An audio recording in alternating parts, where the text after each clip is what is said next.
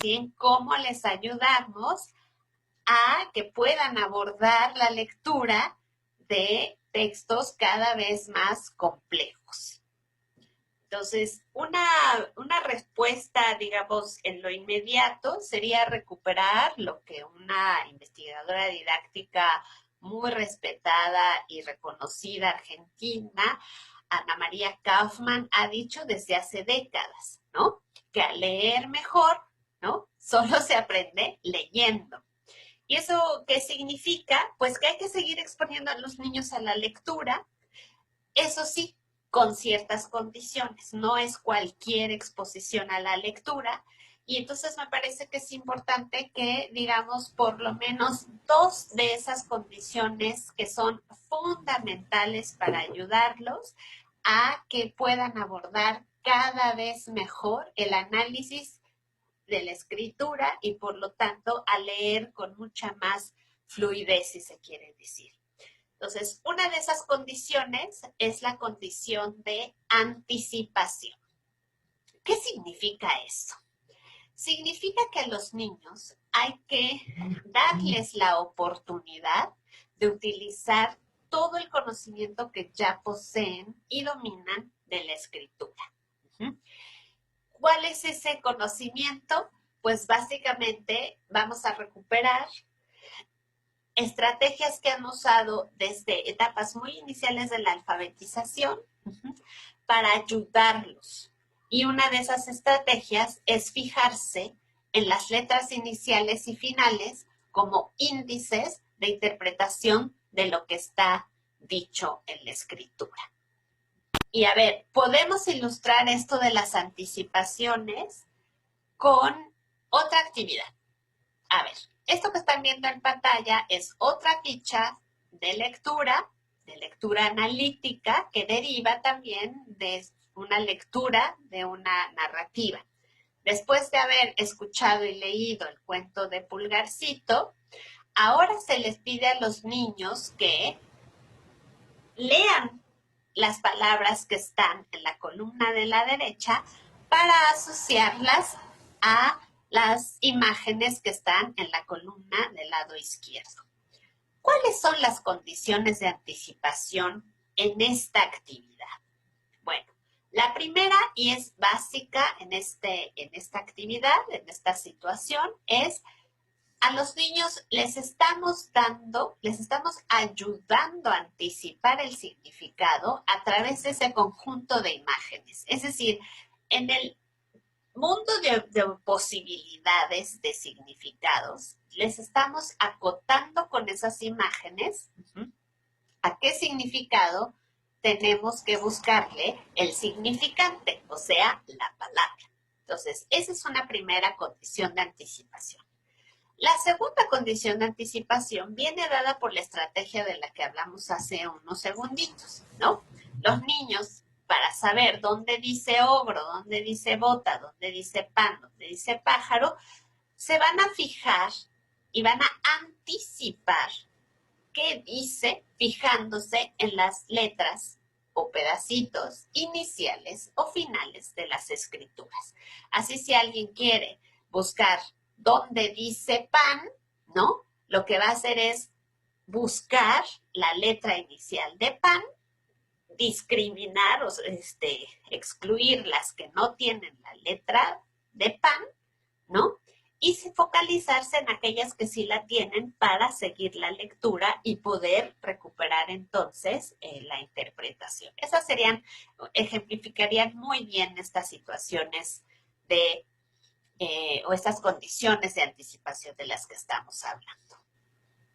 Y a lo mejor también vale la pena recordar que pensamos o explicamos estas formas de leer como una anticipación y no como un intento de adivinar, porque a veces parecería como que los niños, pues si el principio tiene una pista que reconocen y no pueden completar el resto, dicen una palabra más o menos parecida o así, y quizá como adultos interpretemos que están adivinando y no necesariamente. Lo que están tratando es de usar esa herramienta que, como bien dices, ya vienen trabajando desde tiempo antes, porque así han hecho en otros momentos previos de su proceso de aprendizaje, usar esa pista de inicio para hacer una especie de ancla y a partir de ahí tratar de reponer el significado con alguno de los elementos pues de los que tienen a la mano, en este caso,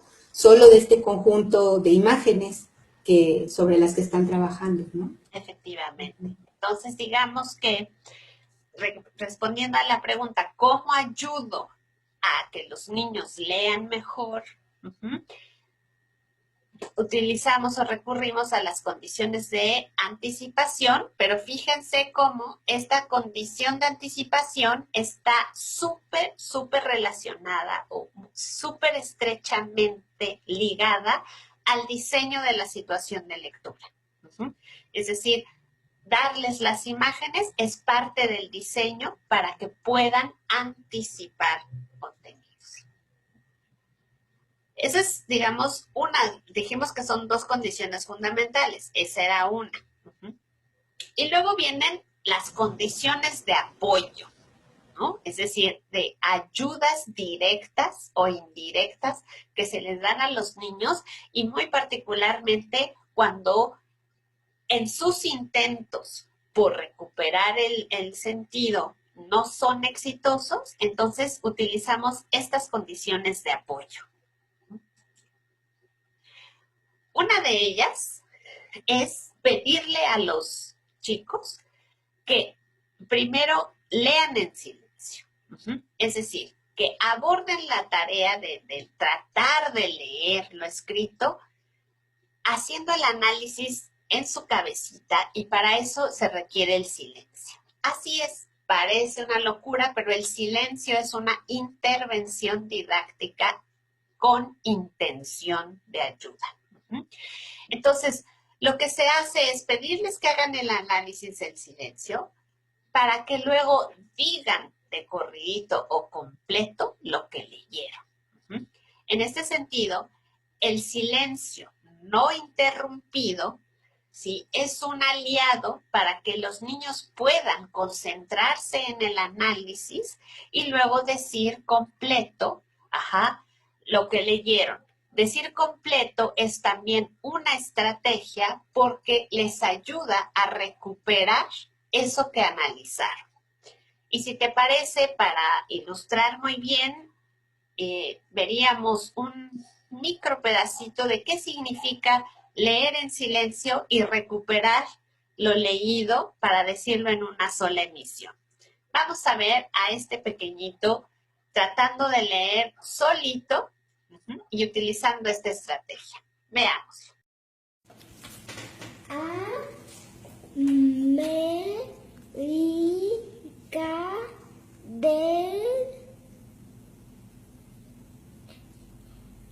del norte.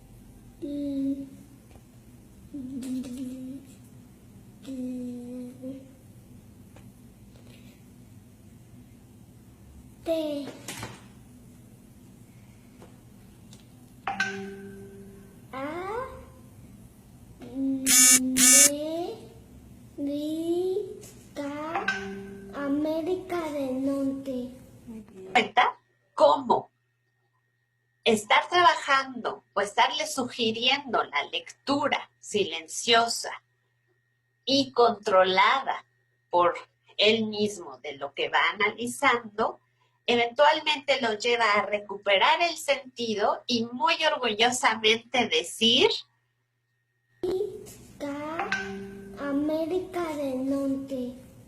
Entonces, vale la pena decir, si eso ayuda, ¿qué es lo que no ayuda? No ayuda interrumpir el análisis de los niños. Es decir, cuando los adultos interrumpimos ese silencio con preguntas o con demandas que significan apúrate, lo presionamos, lo que hacemos es frenar ese análisis y por lo tanto frenamos la posibilidad de que se convierta en un lector mucho más fluido, competente y que logre buenas interpretaciones de lo que lee. Ahora, hay otra estrategia. ¿Quisieras hablar de ella, Aris? Vamos a hacer como una aproximación a otro tipo de situación. Por ejemplo, cuando los niños se enfrentan a palabras que son más extensas, que están reconociendo por primera vez o donde la estructura de las palabras es más compleja y entonces la demanda de trabajo, de análisis que tienen que hacer es mucho más compleja y no están habituados a hacer esta recuperación como el ejemplo que vimos anteriormente. ¿Qué puedes hacer en ese momento para poder apoyar? Bueno, el recurso que los niños van a utilizar para hacer su lectura es bastante similar.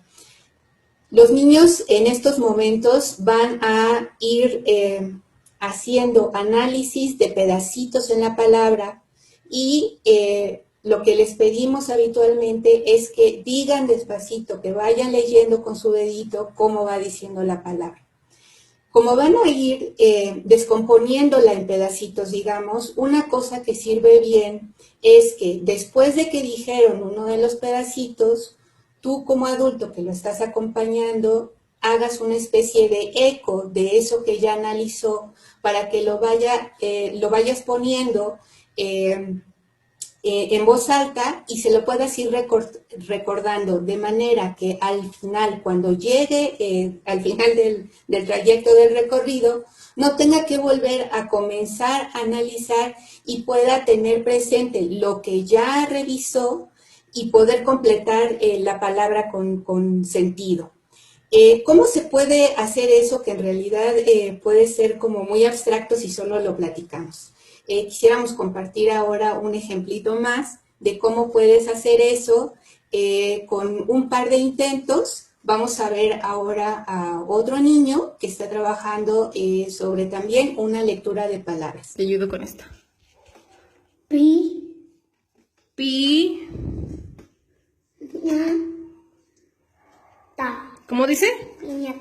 Piñata. Tenemos ahora es esta posibilidad de ir diciendo lo que el niño ya leyó, y eso es una cosa importante porque el adulto que está acompañando en esta ocasión no está leyendo en lugar del niño, está recordándole lo que ya leyó y al final le pide que diga él la palabra completa y es ponerlo nuevamente en la situación de que él mismo recupere el significado de eso que con tanta dificultad y tanto esfuerzo ha estado analizando.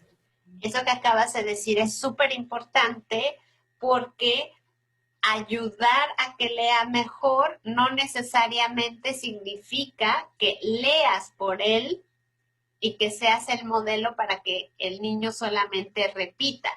Ayudar a que lea mejor significa animarlo a que sea el niño el que lea y que uno simplemente sea el eco, ¿no? Y ese eco le ayuda, digamos, a retener eso que ya leyó. Esa es una buena ayuda. Y la solicitud de volver a decir todo junto es como la pinza, ¿no? Que aprieta justamente la interpretación del sentido completo de lo que se lee. Entonces, hay que decirlo, para no obstaculizar el proceso, básicamente hay que evitar leer por el niño.